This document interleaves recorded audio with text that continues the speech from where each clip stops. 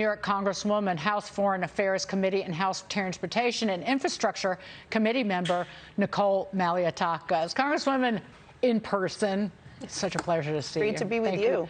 So the president has a plan. Yeah. You know what? What's interesting is that this administration thinks that the American people are stupid, that they don't know that it is the president's lack of leadership, the disastrous appointments that he made early on, the policies he put in place that stopped domestic energy production and have created inflation through, as you mentioned earlier, the 1.9 record spending on COVID, which, by the way, did nothing to stimulate the economy. In fact, it did make inflation worse. And when you look at $1,200 given to a family with one hand, yet because of the printing of money and the inflation, it's now costing American families $5,200. What did they actually gain in the end? You give with one hand and take with the other. That's been the policy of this president. He needs to ramp up domestic production as soon as possible. And the most frustrating thing for the Republicans is that, Democrats control everything in Washington, just like they do here in New York City and New York State. We have solutions. We've said, let's streamline the permitting process. Let's lift the president's ban on oil and gas production. Let's make sure that we are putting infrastructure investment into the pipelines to help this stuff move around the country. And he doesn't want to do any of it. Gas prices have doubled since this president has entered office, okay? They try to blame Vladimir Putin, but the reality is at least half of the increase was prior to this invasion. Yes, Russian invasion did exacerbate the issue, but it did not cause the issue. It was Joe Biden that caused the issue. Right. This plays out over and over again. It's the Biden administration create a problem, deny there's a problem, and then blame anybody, everybody, somebody but themselves for that horrific problem. And that's exactly how it's played out with not just the record gasoline and diesel prices, but the overall inflation. Now it's, and you've even heard this from Pete Buttigieg, well, what are the Republicans going to do about it?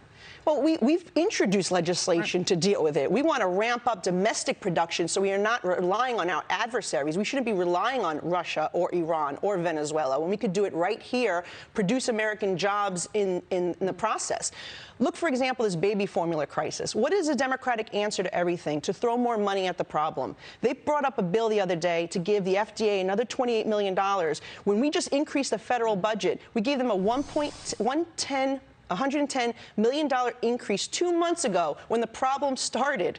And yet we still have FDA people and agencies across the federal government that are working on in COVID levels, COVID staffing. We need to get everybody back to work. They have to stop, sitting at home doing their jobs. Instead, be at the forefront to resolve these problems. And why did it take the president so long to get these manufacturers all at the table? This could have been resolved, streamlining the standards so we can also have importations in a crisis like this. But getting that plant up and running, it shouldn't have taken 3 months.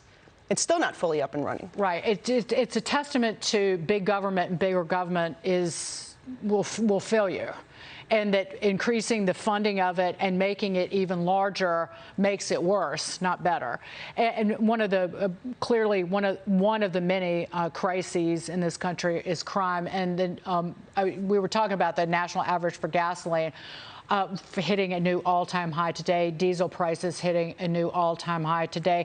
But I also want to get to the New York City crime issue, that shootings in May dipped but still remain double pre-pandemic levels in New York City. And if you look at, I always have the crime stats on my phone that I watch frequently. So murder and shootings are down year to date, but you still have burglary up 32%.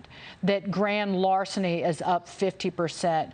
Petty larceny up. Transit crimes are up 54%. So even though shootings are down, overall crime is still skyrocketing here. How does this play out? How does it get fixed?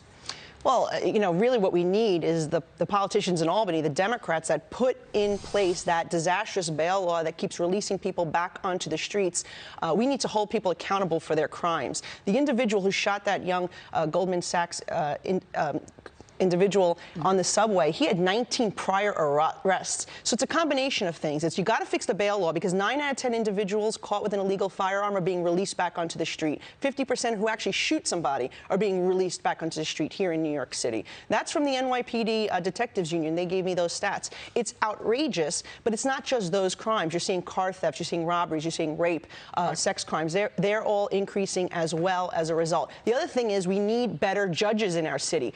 Look, judges are either appointed by the mayor. Mayor de Blasio did a disastrous job. But they're also elected, so the people need to pay attention to judicial races. And last thing is, we just need our mayor to put more pressure on the guys in Albany to do their jobs and stop appointing horrible people to the parole board that are releasing people. Liz Peek is here. Liz, jump in real quick. I know that you're close friends with the Congresswoman. Oh, well, Nicole, I'm so glad you're joining us this morning. I think that New Yorkers are desperate for better representation. We're desperate for better laws, law enforcement, et cetera. How do Republicans make progress against the Democrat stranglehold in Albany? Because we know what they're doing has been a catastrophe for this state. Yeah, the bottom line is it's up to the people to realize that this is happening under one-party Democrat rule. No Republicans voted for the disastrous bail law. No Republicans in the city council voted to defund the police by $1 billion. It's not a Republican mayor who has appointed horrible judges that are releasing people back onto the street. It's not a Republican governor who appointed a parole board that is releasing dangerous people back onto the streets. Murderers, cop killers, rapists, all being released by this governor's parole board. And I do think so. Chesa Boudin, the district attorney in San Francisco, based on the polls, will likely be recalled tomorrow. He's the son of domestic terrorists from the Weather Underground. And I think that's the beginning. Even the New York Times is writing about the Democrats are fighting amongst one another in San Francisco. But I think that it's a sign that it's moving in the right direction, that people, regardless of who they vote for, regardless of party, when they have endured rampant crime and filth in the streets, they say enough. And this is the enough, and let's see if it happens here. We need to end one-party rule at the city, state, and federal level. Not everybody. Congresswoman Nicole Malliotakis, great to see you. Thank you so much. Thank you. And you be safe, be well, and come back often. You too. Thank you very much. We'll be right back.